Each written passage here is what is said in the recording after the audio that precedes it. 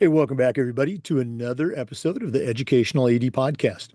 We'll be right back with today's guest, but as always, we're going to give a shout out to our sponsors. Now, don't hit that fast forward button. These are all companies that I used as an athletic director. They're all great companies. You should be using them too. So take the next 3 minutes, listen to our sponsor shout outs, then listen to our episode, then go and visit these sponsors. I'm telling you, you're going to be glad you did. Here we go. We want to say thanks to our good friends at Huddle for their support of the podcast. As a football coach, I used Huddle for years. But when I became an athletic director, I made sure that our school was a Huddle school. And our coaches, all of our coaches, just loved the tools that Huddle provided. Our student athletes loved the videos, and our parents loved the streaming, but there's so much more. Go to huddle.com, join the 8 million users, and turn your school into a Huddle school. We also want to say thanks to Sideline Interactive, indoor score tables and video boards. Go to sidelineinteractive.com. You can schedule a live web demo to see their products in action. Probably one of the best purchases I ever made as an athletic director was our Sideline Interactive indoor score table. Go to sidelineinteractive.com for more information. We want to say thanks to our good friends at Snap Raise. Have you ever spent weeks and weeks with a fundraiser and been disappointed in the results? Well, those days are gone. Go to snapraise.com. We used it at our school with tremendous success. Coaches loved it, parents loved it. And I'm telling you, it works. Go to snapraise.com. You can check out all of their other great platforms. But if you're looking for a fundraiser, you just found it, and it's Snap Raise. We want to say thanks to Vital Signs Wall of Fame. If you're looking for a really cool way to display your school record boards or your school's Hall of Fame, go to Vital Signs Wall of Fame and take a look at their interactive touchscreen video consoles. You put one of their units in your gym lobby or your main school hallway, it's going to be a magnet for kids, for coaches. How about sponsors, alumni, parents? Go to vitalsignswalloffame.com. Don't forget to mention the podcast, Vital Signs Wall of Fame. We want to say thanks to our friends at Home Campus. Home Campus is a platform that you're going to use every single day, whether it's scheduling, rosters, results. For me, the student athlete eligibility and clearance platform alone is the gold standard. Go to homecampus.com to find out more. That's homecampus.com. We also want to thank our friends at Gipper. Go to Gipper.com and let their team help you create world-class marketing content for your school's social media channel. Maybe it's just a simple social media post to celebrate a big win, or it could be an entire newsletter that's going to showcase all the great things that your athletic department's doing in the community. Go to Gipper.com. They're going to have you up and running in seconds. It's professional graphic design made easy. Go to Gipper.com to get started. We'd like to thank Ohio University and their online masters in athletic administration. My assistant athletic director got his master's through the Ohio program, and it was a great experience. It's very affordable, just 20 months, totally online. And while he was earning his master's degree, he also completed 11 NIAAA leadership training courses at no extra charge. Check out Ohio University and their online masters in athletic administration. We want to thank our good friends at Hometown. You know, Hometown is changing the game for schools and organizations with their suite of solutions that includes things like, yeah, they still have the best online ticketing program, but how about website construction, fee-free fundraising, and a whole lot more? Whether you're a head coach, an athletic director, or a school administrator, Hometown makes it easy for you and your school to save time, raise more money, and bring your entire community together. For more information, go to hometown.com. As always, don't forget to mention the podcast, hometown.com. And we'd like to thank Athletic Surveys by LifeTrack. Athletic directors already get feedback, but a lot of times it's from a very small group that just wants to gripe. Athletic surveys will connect you to that group, but they're also going to connect you to the 98% of your stakeholders that support your program. And having that type of positive data is incredibly valuable, especially when you're visiting with that frustrated parent, or maybe your principal, or even your school board. Go to athleticsurveys.com. They're going to create a custom survey that lets you take the pulse of everybody in your program. That's athleticsurveys.com. And as always, don't forget to mention the podcast. Welcome back, everybody, to another episode of the Educational AD Podcast. We truly have an impressive guest with us today. I'm excited. We have Roland Champ Bailey. If you're even if you're not a football fan, you should recognize that name. I don't often do this, but for Champ, I want to go ahead and give just the briefest of introductions and then let him do some sharing. Champ Bailey is best known as a Pro Football Hall of Famer and one of the greatest cornerbacks to ever play the game.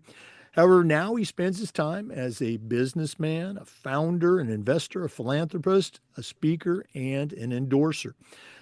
Champ is also long recognized as an advocate for social change and helping others. He's a two-time nominee for the Walter Payton NFL Man of the Year Award in recognition of his accomplishments both on and off the field. He's going to share about that later on. During his playing days at the University of Georgia, the Denver Broncos, and the Washington Redskins, Champ had a stellar reputation as a diligent and detailed leader who modeled high performance, and he continues to take that same approach in his business interests. Champ was rewarded for his excellence, as I mentioned, by being elected to the Pro Football Hall of Fame class of 2019, and he was also elected to the College Football Hall of Fame in 2020. Champ Bailey, welcome to the Educational AD Podcast. Thanks, Jake. Great introduction. I appreciate it. Okay. Well, we're going to let you talk about, all things, football and college and the pros. We definitely want to hear about your off the field work for the NFL Walter Payton Man of the Year Award. And I guess the primary reason you're on the podcast today, an organization that you're now a big part of called Positive Athlete. But if we can, we always like to let our listeners have a chance to get to know our guests. So take us back. What's the origin story? Growing up, maybe take us up through those University of Georgia days. Like I always like to say, tell us your life story in 2 minutes. What is the Champ Bailey origin story? Well, for those that don't know, yeah, I am a Georgia boy through and through. Now, I was born in Kentucky. My dad was in the Army. I was born in an Army base. So that was my start. But we quickly came to Georgia, I think, when I was 5 years old. So, I was born and raised here. That's how I look at it. But at the same time, as I'm growing up, you realize in South Georgia, there's just not a lot of opportunity. I'm in a rural town of about 3 or 4,000 people, 3 or 4 stoplight town, one of those. And, coming up, football was everything. So we were surrounded by tremendous athletes in this very small town. We were well known for football back then, and even after I left. So for me, it was football or nothing, and that was sort of how it was laid out to me. That was what was consistent around me was, man, we got to make it in football, because I saw a guy go to the University of Florida, who I hate, but he went to the University of Florida, but it was inspiring to me because then he became a draft pick, eventually. And, to see somebody from your hometown excel in that way. And I felt like I was a better player. So I'm like, okay, well, if he did it, I know I could do it. So then my brother had a chance to go to Georgia. So it was just more of me seeing people like me do things and excel with all the different reasons to fall behind in a small town like we grew up in. So, with those inspirations, that propelled me to be recruited by Georgia, follow my brother's footsteps. And those that don't know the timing, this was right around Ray Goff, who was the head coach at the time, got fired. Jim Donnan comes in. He promises me that he's going to do everything, or let me do everything I wanted to do in college. And he did. He let me play offense, defense, run track, everything. So I was very grateful to him giving me that opportunity to display all my talents, which then propelled me to be a first round draft pick by the then Washington Redskins and have a 5-year career there.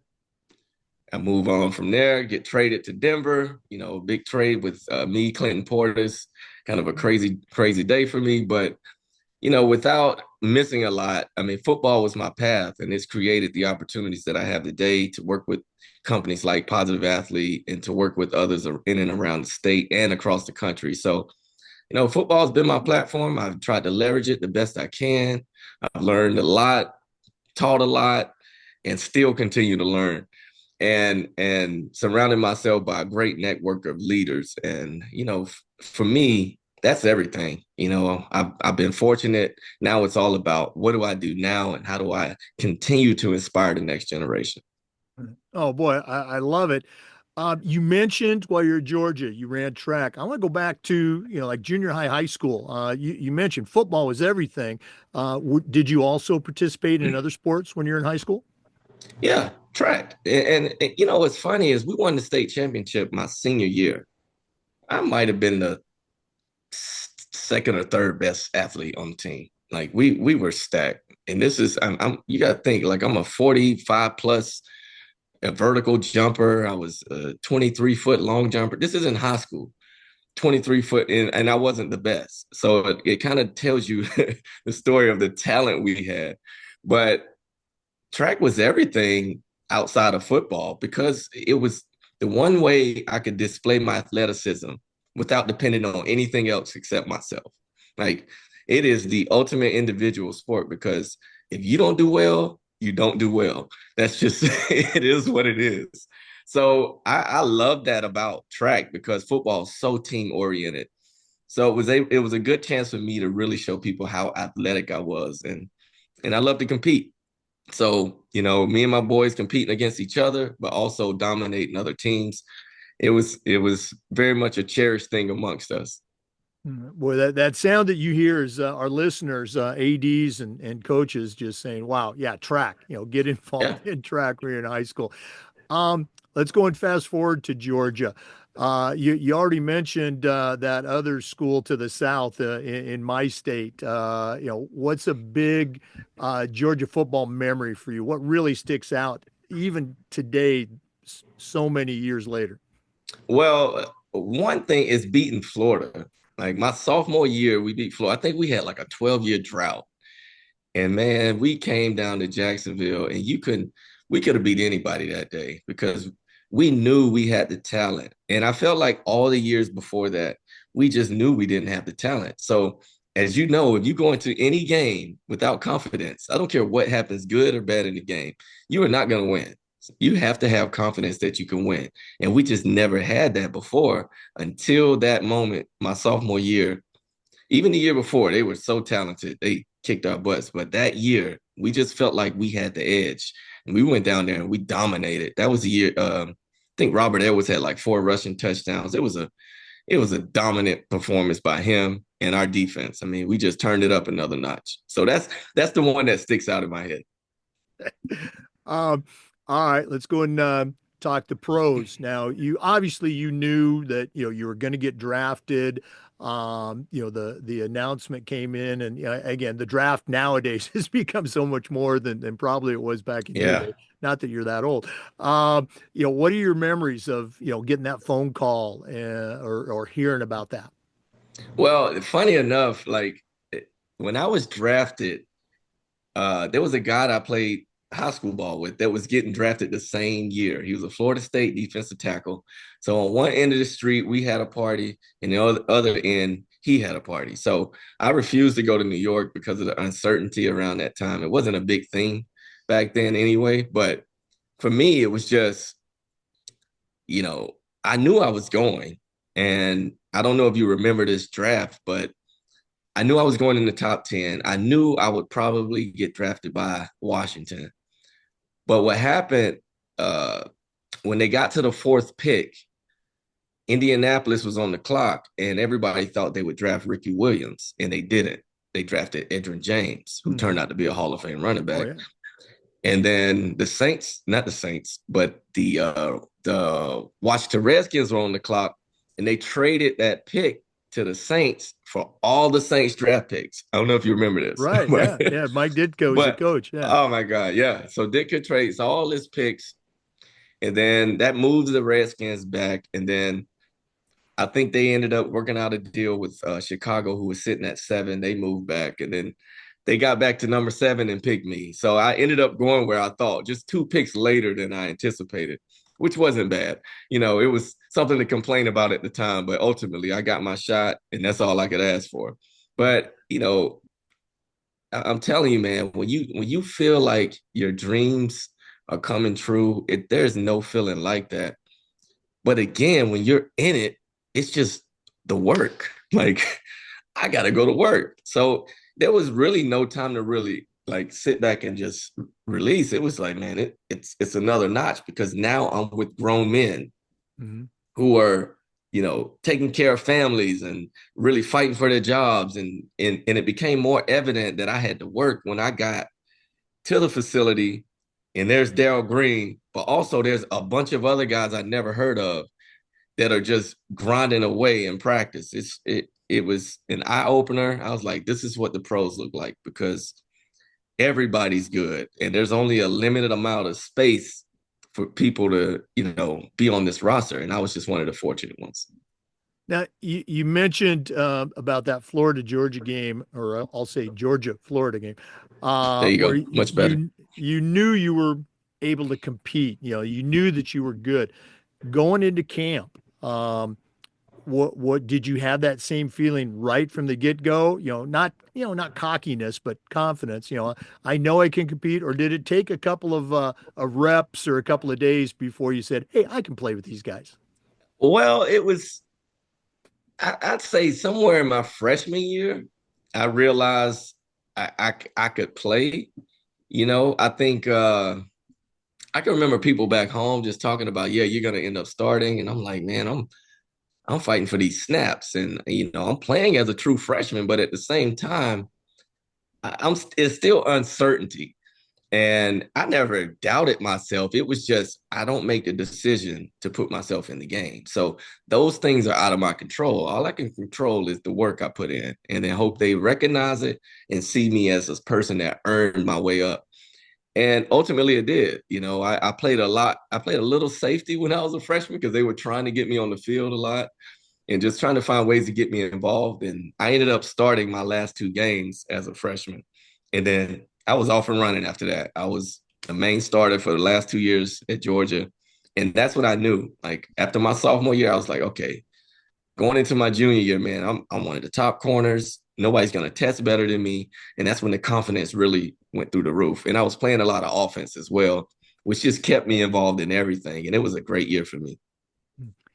Looking at your looking back on your pro career, I mean, tremendous accolades. All pro, led the NFL in interceptions. I think it was a NFL, all 50 team. You were a member of that. 50 years. What are a couple of the team accomplishments? Absolutely, you'll stick out. But what are some individual things that you remember, just like it was yesterday, from your pro career? What's funny is that my start to my pro career was not like college. And what I mean is my confidence was different when I got to the pros because it became more and more evident that when they draft you that early, they need you right away.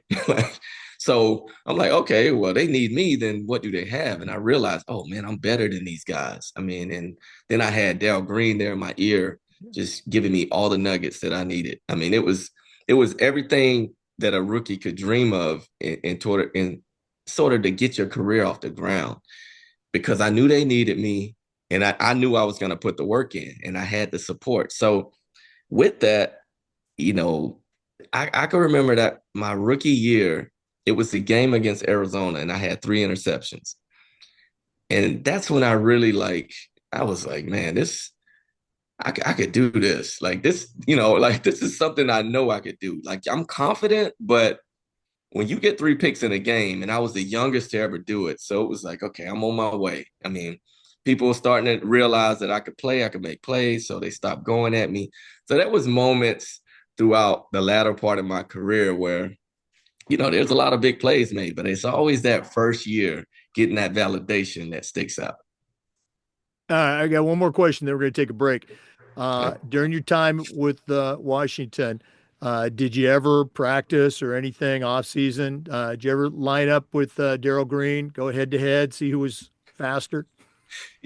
Funny enough, like uh when we were, I think it was OTAs, it was around OTAs time, around this time of year, right towards the end, we would have everybody would run the 40. Now, this was my first 2 years with him. We stopped doing it after during my third off season. And he would run the 40 and he would always get the fastest time, but you would never hear the time until it was recorded. We never raced.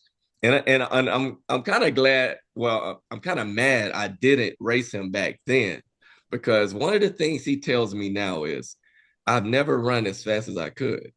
Like that's what he always say. Like, yeah, I never run fast. I don't know how fast I am because I always ran as fast as I had to. That's what he would say. And I'm like, I guess it makes sense. But I wonder if he could have ever beat me. But you got to think, like, he's 40 years old at the time I come into the league. Mhm. Like, he should not even be able to run with me. But he was still running 4.2s. They were clocking him at 4.2 back then, hand time. Right. And the dude was special, man. He was special. Wow, that I love that. That's great. And as a track guy, it just makes it that Yeah, much he's more a track special. guy. He's a track guy. Claims he never lost a race. So, Yeah. Well, I'll hey, take his word. he retired undefeated. There you go. Um, let's go and take our first break. For our listeners, obviously, we're visiting today with Champ Bailey, NFL Hall of Famer, also now a businessman, philanthropist. We're going to hear about that and more when we come back. This is the Educational AD Podcast. We want to say thanks to our good friends at Huddle for their support of the podcast. As a football coach, I used Huddle for years, but when I became an athletic director, I made sure that our school was a Huddle school, and our coaches, all of our coaches, just loved the tools that Huddle provided. Our student athletes love the videos, our parents love the streaming, but there is so much more. Go to huddle.com, join the 8 million users, and turn your school into a Huddle school. We also want to say thanks to Sideline Interactive, indoor score tables and video boards. Go to sidelineinteractive.com and you can schedule a live web demo to see their products in action. Probably one of the best purchases I ever made was our Sideline Interactive indoor score table. Of course, we use it for home games, but we also use it for pep rallies, for signing ceremonies. Their products are tremendously versatile and their customer service just outstanding. Go to sidelineinteractive.com. Schedule that live web demo today. We also want to thank Snap Raise. Have you ever spent weeks and weeks with a fundraiser and been disappointed in the results? Well, those days are gone. Go to snapraise.com. We used it again at our school. Tremendous success. Coaches loved it. Parents loved it. I'm telling you, it works. Go to snapraise.com.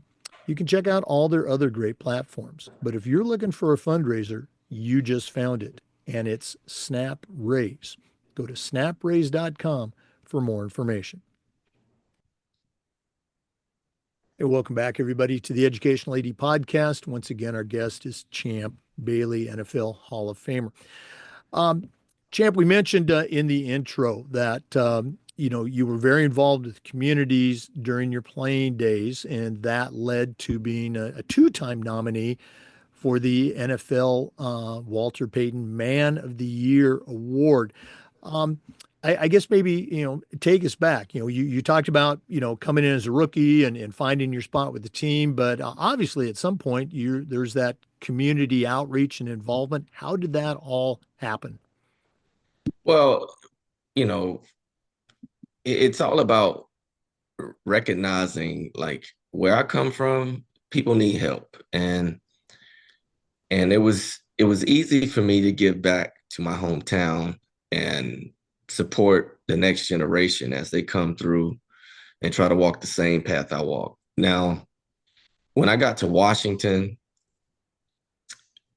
I didn't really know what to do when I got there. Just being frank, it was a little challenging to understand how I could help. So I did what I naturally do. I look at the leaders, right? And Darryl Green, he was big on literacy back then. So I would just support the guys that were actually doing things. So showing up to events or charity, just learning and understanding the most effective ways to give back. Now, when I got to Denver, that's when I started really taking some ownership about how I give back and the ways I give back. So I gravitated to what I saw in Denver, and that was homelessness, and it was a big crisis going on at the time, still is. And I just wanted to lend a hand. So I would make these frequent visits to the Crossing, which was a transitional facility for people coming off the streets trying to get into, a steady job, housing, and whatever it is to support their families. So that's what I gravitated to. I mean, the recognition that came around that, I think it was, I didn't, at the time, you don't really want the recognition, right? You just want to help. But I started realizing, like, you got to let people know what you're doing because others want to help. So I kept remembering or thinking about when I was younger, I didn't know what to do. So I was like, I gotta let people know what I'm doing. And I've been more vocal about the work I do now because I want to inspire somebody else to give back and do something. And there's no perfect way to do it. It's just about doing it, dedicating your time, resources, sometimes money. I mean, it just depends on what's needed. And, that's why that's who I am. So it's not like I'm doing it for any other reason than there's people that need a hand. I'm the giving type. So I'm going to give what I can. And that's ultimately what, you know, pushes me in that direction to be a philanthropist. It's not anything else. It's not rocket science, but I do like to highlight some of the things that I do now more than ever because of the inspiration of the next people or generation of leaders that want to do some of the same things I'm doing. Well, again, you made it easy for me to transition to our next talking point. We're going to talk about Positive Athlete in our final segment, but what are some of those initiatives that you can share with our listeners and maybe tell them how they can get involved to help out too? Well, a couple groups I work with outside of Positive Athlete, Gideon's Promise, they are a nonprofit here in Atlanta, and they support public defenders. And people wonder, well, why would you want to support criminals? And I'm like, well, people aren't criminals until they're found guilty. So you got to understand where I'm from. I grew up around a lot of racism. I hate to talk about it like that, but that was the reality of it. So there's several people that I know that went to prison, done time. We just had a lady just recently get out of prison after 30 years for drug charges. Like, so these are the type of things that are happening in my hometown. So what happens is people get caught up in the system, and the way our system is set up, it usually punishes people that look like me that don't have resources. If we both commit the same petty crime, I have a money for an attorney and you don't, you're going to sit in jail, probably lose your job, set your family back, and it perpetuates this cycle of poverty that we can avoid. But the only difference between myself and you is I can afford the attorney to get myself back on track sooner than the person that can't. So it's unfortunate that it's set up that way. But how do poor people defend themselves? Well, public defenders normally. So what we know just based off data is that they're underserved and public defenders need the resources. So I want to support causes like that. Outside of that, a lot of it gravitates to things that I experienced growing up. So another cause, I mean, I guess you could call it a cause, but it's more of I'm sitting on the board of the Okefenokee Swamp, if you're familiar. It sits it was in my hometown. I grew up in the swamp. So the swamp now is realizing, or they're going after this UNESCO World Heritage designation. And I've been on the board of trustees for the past 3 or 4 years, just trying to support that cause. Why? Because it will bring economic prosperity to my region, to my hometown. This is one of those tourist attractions that sit in my backyard that we've never leveraged to better our community. So I'm trying to play a role in that. We got great leaders on the board. I'm just happy to be a part of it. That's a couple of things I'm doing. And a lot of it stems from what I experienced back in Folkestone, Georgia, growing up. And I just want to try to find many, many ways to get back there, bring resources back there, and everything else I can to really just make that place better than what I left it. We're going to go and give out your contact information again, along with Positive Athlete at the end of the show. But let's go and do it now. If one of our listeners is saying, "Hey, I'd like to get involved with that," or "I'd like to find out more," what's the best way that they can do that? What's the best way that they can connect with you? Well, obviously, I'll give out my email for Positive Athlete, but later. But I think more or less Instagram is a good way to reach me. Twitter, easy to find. The Champ Bailey on Instagram, Champ Bailey on Twitter. So please, any insight or interest in these things, you can see what I'm doing. You know, obviously interact with me as you see fit. But I just want to inspire people to support these causes, and especially the one that we're going to get to, Positive Athlete. Okay. Well, again, another great transition. We're going to take a break, but when we come back, we're going to hear about Positive Athlete, what it is, how you can get involved, more importantly, why you should get involved with this organization. So let's take that break. We're coming back. This is the Educational AD Podcast. We also want to say thank you to our good friends at Vital Signs Wall of Fame.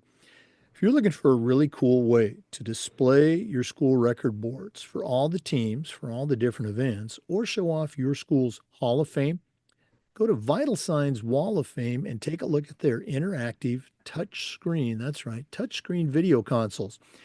You put one of their units in your gym lobby or your main school hallway, it's going to be a magnet for kids, for coaches. How about parents, alumni, sponsors?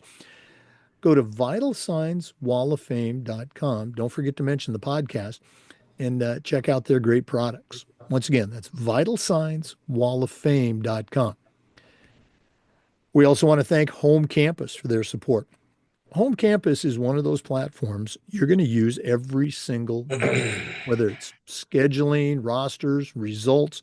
For me, the athletic eligibility and clearance platform alone is the gold standard. You really need to check it out.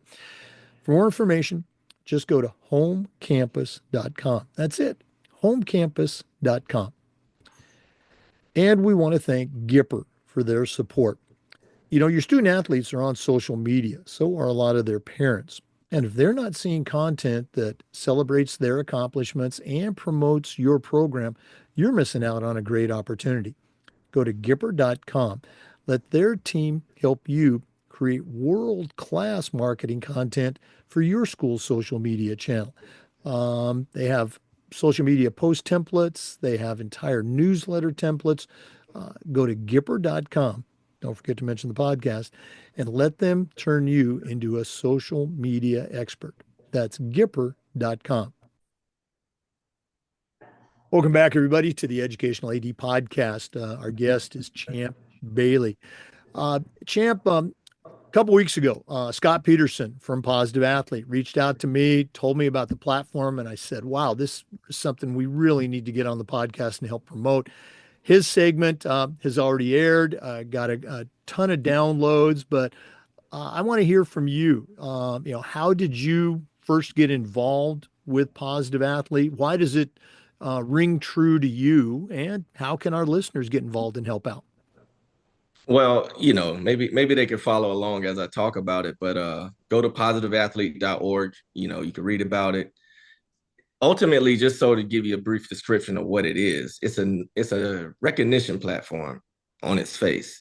And basically we recognize student athletes 9th through 12th grade for the positivity that they project. And basically it's kids that have overcome something, kids that are just great in school, excelling in school, great teammates, accountable, just doing things the right way. Now, we all know that the star athletes are going to get most of the recognition, but outside of them, it takes more to be a part of a team or to play a role in sports. So we want to celebrate those individuals. And I think it's easy for us to recognize who those star athletes are, but it's harder to recognize who's really like the good people within a team or an organization. So it gives us a chance to highlight that. And it's inspiring because we know ultimately sports at some point is going to end. And we want to make sure that we highlight the positivity around the game and the individuals that display it. So this gives us a chance to do it. And on the flip side, we can offer resources to these nominees, such as leadership training, resume building, things like that, that is going to help them transition outside of sports and then identify who they are outside of the game. So with that, I think on its face, it makes sense. But I'm going to tell you how I got to them. And that's the interesting part. So one of my former teammates is the lieutenant governor here in Georgia. And, we've had conversations over the years. We've stayed in touch. But he reached out to me about joining this workforce study committee with a bunch of other state senators. And what we did, we were tasked with going around talking to different industries about what their needs were. And everyone would always talk about talent. Talent was the biggest need for them. And I would finish every meeting with the same response. Well, why don't you hire student athletes? We have this, we have all the soft skills, we have that. Like we're trained to be a part of a team.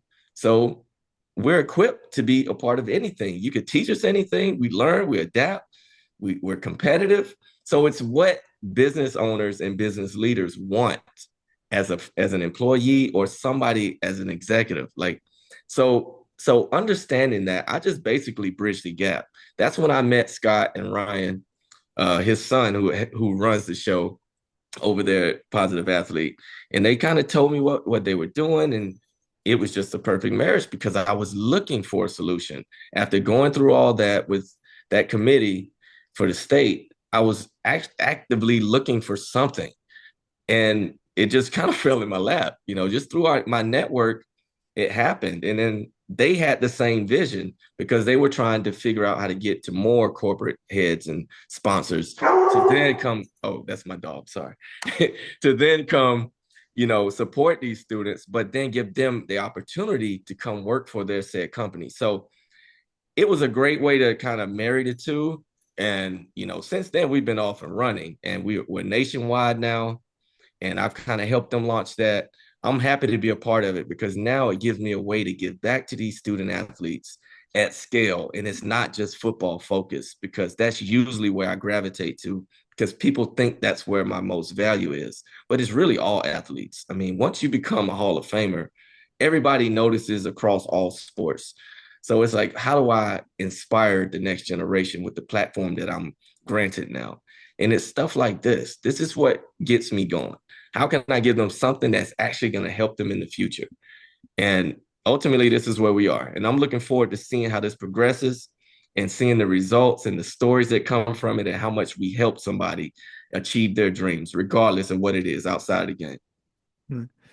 Again, to me, to hear you share, it just seems like a very natural progression from your activities as an NFL player in the community. The athletic achievements and those headlines are going to get the headlines, but your work off the field doesn't, it's not that lead news story. And the same with our high school kids. They're going to get their names in the paper for the touchdowns or the home runs or things like that, but they're also, as you shared, doing great stuff in their communities. And this program, Positive Athlete, is a way to recognize them. Absolutely. I just love it. You've been involved with the program now for a while, and I know there's 1,000 different or 10,000 different stories. Can you think of a couple that you have heard about, award winners, if you will, that you can share with our listeners, just to give them an idea of what type of great kids we have out there and the great things that they're doing off the field? It's funny. There are no bad stories, right? Like there's something as simple as somebody overcoming an injury to somebody like helping out the homeless in their hometown. Like there's so many different things. And what I started realizing just after you identify who these kids are and their stories, like man, they're doing more than they're supposed to. So it further like puts a stamp on it, and it validates what we've always already trying to tell you. Like student athletes are the leaders. They are the ones that are gonna be the next generation of leaders. Like they're already equipped for that because they're doing more than they're asked to do. When somebody naturally does that, it you don't have a choice but to recognize it, and that person will ultimately be in a leadership position to influence others. So for me, it's like there is no bad story. There's not one story that you're like, oh, no, that's weak. No, because it's something that has nothing to do with winning and losing a game. It's all about this person winning at life. And I'm like, man, this is it. And that's when I really like it's always some confirmation that goes along with whenever you're doing something, you just want to have some confirmation in the process that you're doing the right things. And it's really highlighting these kids like what they do outside of sports that I'm really joyful about because nobody would know unless we ask. Like even some of the coaches don't know like what these kids have done. Like they don't know. So the more we can do it, the more we can really highlight what's important in life because it is a process to go from wearing the cleats, wearing and being on the court or whatever, and then going into a boardroom. That there is it's a different set of passion. But what happens is the traits that you learn gives you the platform to say, okay, I'm more equipped than the average person because I've learned all these things within the construct of sports and it transitions perfectly. We just need to let these kids know that they're learning the right things.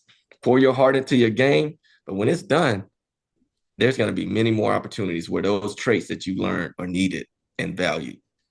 Right. Oh no, great, great points. Now, again, listeners, this is a free program. Yeah, Go to very free. go to positiveathlete.org to nominate to find out more. And it's recognition, it's acknowledgement, but there's also scholarship awards. And Champ, Scott was saying that there's company or companies that when they heard about this program and all the great things that these student athletes were doing, I think he said one of the owners was saying, I want to hire all of them. Okay. Yeah. There's that opportunity as well. Yeah, this was a story he told about they were at a banquet and I think what they realize is when you're around a bunch of them, you realize like the type of person that these people are to be athletes. Like you have to be really dialed in as an individual to be an athlete, especially I mean it's starting in high school more now, especially in college, right? Like these kids are learning so many things and we got to highlight it. And when business owners see that, they want them. I don't know how many times I heard in all those committee meetings, how many times the business owners would say, well, we can't find kids that can shake hands. They don't show up on time. They don't answer emails. They don't, it's just the little things that it takes to win in life and in business. So when they see that, they want them. And I don't blame them. I mean, I know if I needed them, they'll be on my team first. And I'm always around athletes. If you didn't play sports, I'm probably not around you much. But but if you play sports, man, I value what you've learned inside the game. Well, again, Jim, appreciate you spending some time with us. We're not quite done yet, but if our listeners want to find out more, Yeah. positiveathlete.org, anything else they need to know? Yeah, well, May 9th is our nationwide deadline to get nominees in. It's a really simple process. So go nominate any boy or girl in the high school level, at the high school level that you think display positivity. It could be anything that they're doing in the community, on their team, the way people talk about them, tell a story about them, just give us a little insight on who they are, what they've done, and what they mean to their community. And they'll be nominated. Now, just to be frank, all the kids don't win scholarships or rewards. There is a process for that. but they all will have access to an app that we have coming out in the fall where they can learn leadership skills, how to build resumes. So we'll continue to stay engaged with every nominee. So please go to positiveathlete.org, nominate these kids. Let's give them the resources they need to excel at the next level.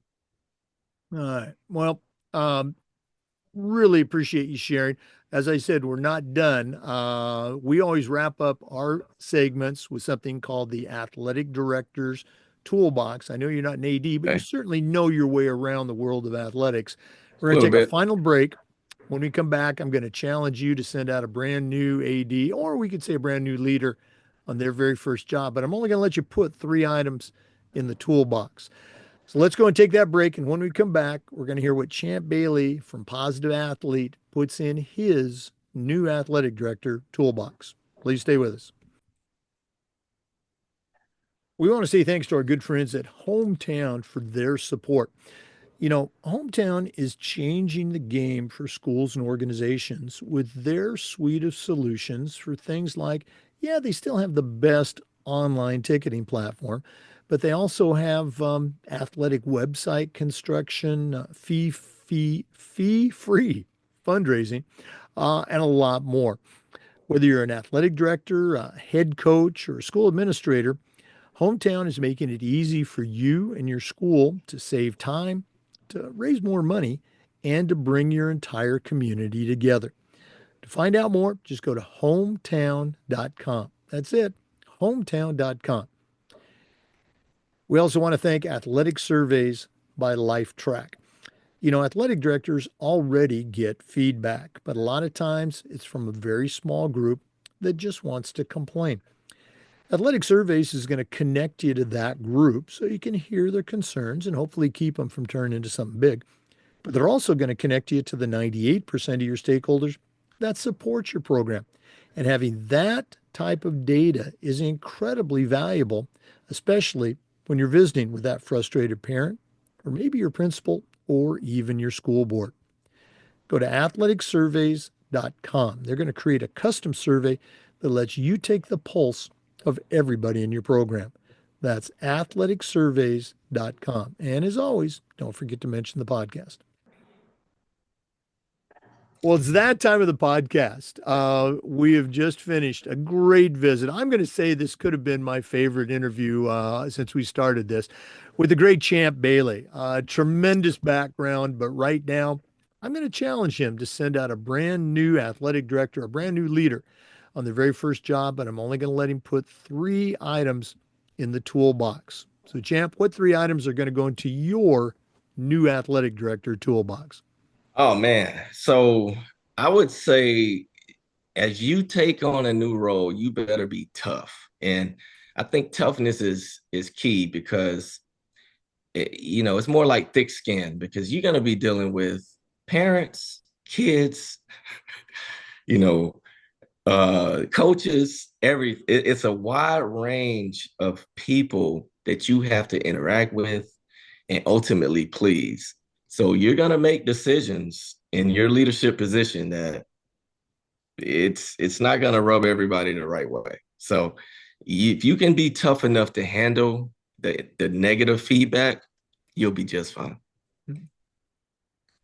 Yeah, yeah, and you're And okay, absolutely. Yeah, I was let, going to let say me you're let me keep. absolutely right. We Yeah. hear that frequently. Okay. So my second would be a tremendous staff, a great group of leaders around you. So, and what I mean is, if the more you can delegate, the better your organization is going to run. It's proven, right? No one person can do everything. So you need a great group of leaders. It is imperative to surround yourself with smart or smarter people than yourself. Um, the third would be positive athlete. You got to put that in your bag. For one, I would say this.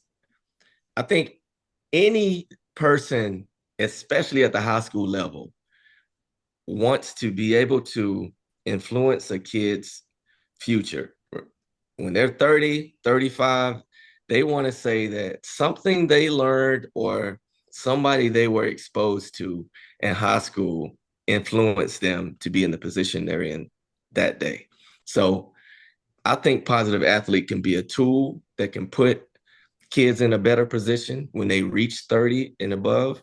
Like, I think that's sort of where, when we reflect, like, that's when you start really making great decisions.